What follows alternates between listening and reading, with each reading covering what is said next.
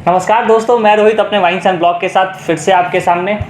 तो दोस्तों, आज हम जिस टॉपिक पे बात करने वाले हैं इस पे पहले भी बहुत सारे लोगों ने अपने अपने व्यूज़ रखे। ये मेरे व्यूज़ है, मेरे स्टाइल में। तो चलिए शुरू करते हैं बिना किसी समय बर्बादी के। तो दोस्तों, आज हम बात करने वाले हैं एक ऐसे पुरुष के बारे में। तो दोस्तों, आज हम बात करने वाले हैं एक ऐसे महिला के बारे में।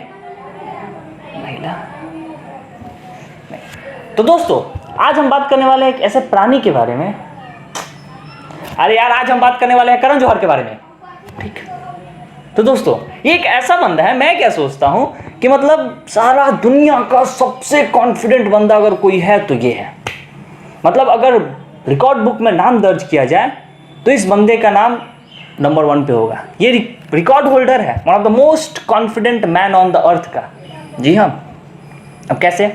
तो दोस्तों, ऐसा कि एक 2.5 घंटे का टट्टी पूरे इंडिया के सामने परोस देना, वो भी फुल कॉन्फिडेंस के साथ। तो सोचो इसमें कितनी कॉन्फिडेंस की जरूरत होगी। मतलब कि 2-2.5 घंटे का टट्टी बनाना, उस पर 60-70 करोड़ लगा देना और उसको पूरे दुनिया के सामने रिलीज कर देना। सोचो कितने कॉन्फिडेंस की जरूरत होगी इसके लिए।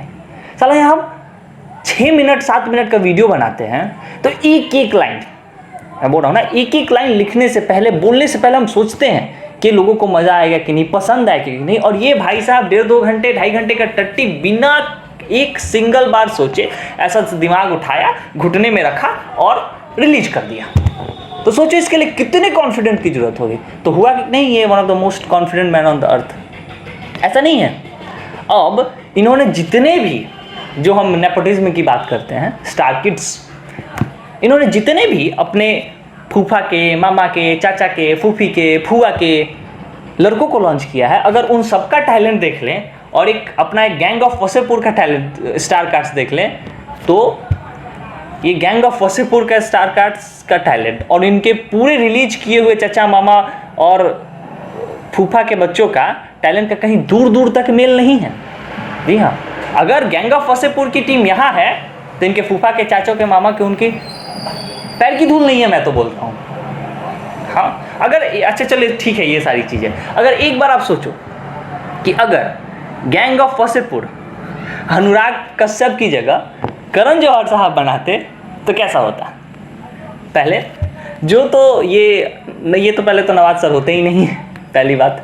अगर मान लो एक, चलो ठीक है कि अगर अनुराग कश्यप की जगह पे करण जौहर डायरेक्ट कर रहे हैं गैंग ऑफ वसेपुर, तो डायलॉग क्या होगा? जैसे वो एक डायलॉग है नवाज सर का, बाप का, भाई का, चाचा का, सबका बदला लेगा रे तेरा फैजलवा, है ना डायलॉग। वो अगर करण जौहर साहब डायरेक्ट करते तो ये डायलॉग कैसे होता? बाप का, भाई का, चाचा का, फूफा का, मामा का, फूफी का, सबको लॉन्च करेगा रे तेरा करणवा, सबको करना पड़ेगा। हाँ, ये ऐसे ही डायलॉग होता। वो बाप का, भाई का, चाचा का बदला के जगह पे हो जाता बाप का, भाई का, चाचा का, मामा का, फूफा का, सबको लॉन्च करेगा रे करणवा, सबको करना पड़ेगा। जी हाँ। तो दोस्तों, मैं बिल्कुल नहीं, देखो मैं बायस नहीं हो सकता, बिल्कुल मैं बायस नहीं हो सकता कि लोग बोलते हैं, मतलब ये सब बोल रहे हैं कि स्टार किड्स में टैलेंट नहीं होता, वो बकवास होता है। नहीं, तो मैं बिल्कुल बायस नहीं हो सकता। मैं अपना पॉइंट ये रखता हूँ कि ऐसा नहीं है कि जो भी इन्होंने लॉन्च किए हैं स्टार किड्स, वो सारे के सारे मतलब कि खराब एक्टर हैं। नहीं, बिल्कुल नहीं। कुछ सारे बहुत खराब हैं। मतलब कुछ तो ऐसा है कि वो सारे लॉन्च हुए हैं कि ये हिट और फ्लॉप का बैलेंस बनाने के लिए। क्या? अर्जुन कपूर? हाँ, ले लो, अर्जुन कपूर का नाम ले लो। ये तो हुआ है कि ये मैच करते हैं, जो बॉलीवुड में ये टैलेंटेड लोग हैं, हिट देखते हैं और ये उनको फ्लॉप देके बैलेंस करते हैं। क्या अर्जुन कपूर तेरा फेवरेट हीरो? अरे यार, नहीं, मैं नहीं कर रहा, मैं खेल ही नहीं रहा साला। अब मेरे कोई गेम नहीं खेलना साला। मैं क्या सोच रहा था कि 2020 में सब चीज़ बुरा सुन लिया, अब इससे बुरा तो मतलब कुछ हो ही नहीं सकता। लेकिन ये सुनना कि अर्जुन कपूर इसका फेवरेट एक्टर है, मतलब अब मैं गारंटी के साथ बोल सकता हूँ 2020 में इससे बुरा तो कुछ मैं सुन ही नहीं सकता साला।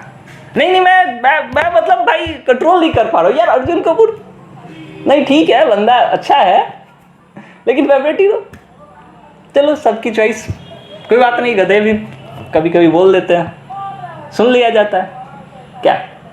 तो ऐसा है कि कुछ दिन पहले का प्लान था, मैंने प्लान बनाया हुआ था, मुझे चाइना जाना था, ठीक है, सब सेट था, मैं चाइना जाने के लिए रेडी भी था, बट लेकिन कुछ प्रॉब्लम्स की वजह से मैं चाइना नहीं जा पाया।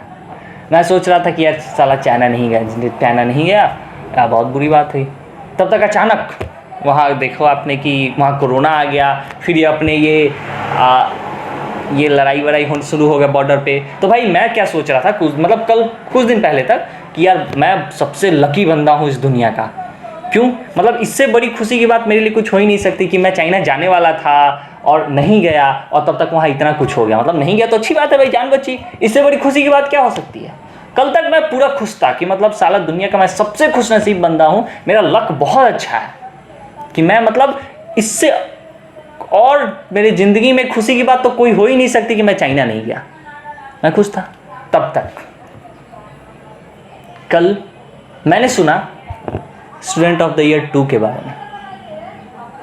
दोस्तों मैं अब ये गारंटी के साथ बोल सकता हूं कि चाइना ना जाने की बात मेरे लिए इतनी छोटी सी खुशी होगी कंपेयर देन कि मैं स्टूडेंट ऑफ द ईयर 2 नहीं देखा। मतलब अब मैं क्या सोचता हूँ, साला मैं एक बार चाइना जाके मर जाता, लेकिन स्टूडेंट ऑफ द ईयर 2 ना देख के वो मेरे लिए ठीक था, लेकिन मैंने जो स्टूडेंट ऑफ द ईयर 2 नहीं देखा, इससे बड़ी खुशी की बात तो हो ही नहीं सकती कोई। हाँ, एक बार साला मैं चाइना जाके मर जाऊं, लेकिन मैं ये स्टूडेंट ऑफ द ईयर 2 अगर मैं देखूं तो साला कोमा में चला जाऊं। कोमा क्या मेरा साला कोमा क्या फुल स्टॉप लग जाए। मैं क्या सोच रहा, मतलब कि ऐसा क्या है कि अब मैं सीधे यहां से जाऊंगा, मोदी जी से बात करूंगा। अच्छा ज़्यादा बोल दिया, मतलब ठीक है, मैं मोदी जी से रिक्वेस्ट करूंगा कि आप एक बिल पास करें, और क्या ये जो कुछ फिल्में हैं जो इन्होंने बनाई हैं, जिसमें हेड लिस्ट में अगर हम स्टूडेंट ऑफ द ईयर 2 का नाम लें, इन्हें क्या करें कि अपने पुलिस भाइयों को सौंप दें और इन सब मूवियों को टॉर्चर लिस्ट में हेड पे दे दें। किसी भी मुजरिम को आप पकड़े, अगर वो गुनाह कबूल नहीं कर रहा तो कुछ नहीं, उसको ये मूवी बैठा के दिखा दें।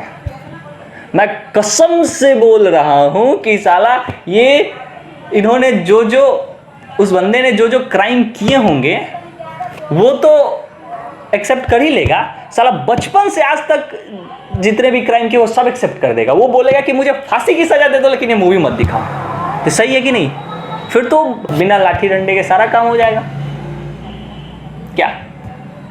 तो ये मेरी व्यू है। ऐसा है, देखो मैं क्या बोल रहा कि ऑन सीरियस नोट कि मुझे प्रॉब्लम नहीं है कि ये जो भी अपने ये चाचा मामा फूफा फूफी के लॉन्च कर रहे हैं, वो अलग बात है कि वो उनमें टैलेंट नहीं है, ठीक है, उनके वैसे वो जो करे, वो जो भी करे, लेकिन इनकी वजह से जो रियल टैलेंट है वो छिप रहा है, उसको जगह नहीं मिल रही है बॉलीवुड में। प्रॉब्लम यहाँ है। अब देखो, जैसे कि अभी हमारे साथ एक केस हुआ सुशांत सर का, चलो ठीक है, अब मान लो उन्होंने गलती की, उन्हें ऐसा स्टेप नहीं लेना चाहिए था, लेकिन जरा 1 मिनट के लिए सोचो, ऑल इंडिया रैंकिंग AIR में 7th रैंक लाने वाला बंदा अगर कोई ऐसा डिसीजन लेता है तो पॉसिबल है कि वो किसी बहुत बड़े स्ट्रेस से गुजर रहा था। अब वो क्या है, कैसे हुआ, ये तो हम नहीं जानते, और इस पर कमेंट करना भी सही नहीं बनता।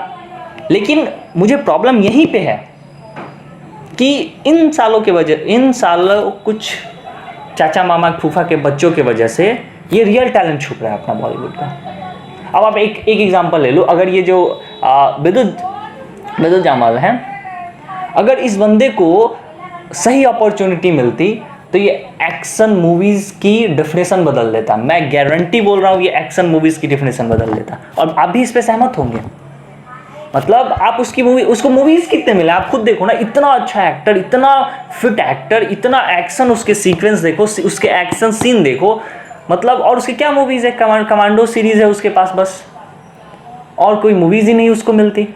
यही प्रॉब्लम है। प्रॉब्लम मुझे उनके चाचा फूफा पे वो पैसे लगाएं, लेकिन उनके वजह से ये रियल टैलेंट छुप रहा है ना बॉलीवुड का। अब ऐसा तो है नहीं कि वो बॉलीवुड के बाप हैं और बन के बैठे हुए हैं, तो यहाँ प्रॉब्लम है।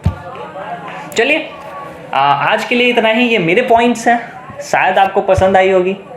तो अगर पसंद आई तो वीडियो को लाइक करो, शेयर करो और मेरे चैनल को सब्सक्राइब करो। Thank you so much.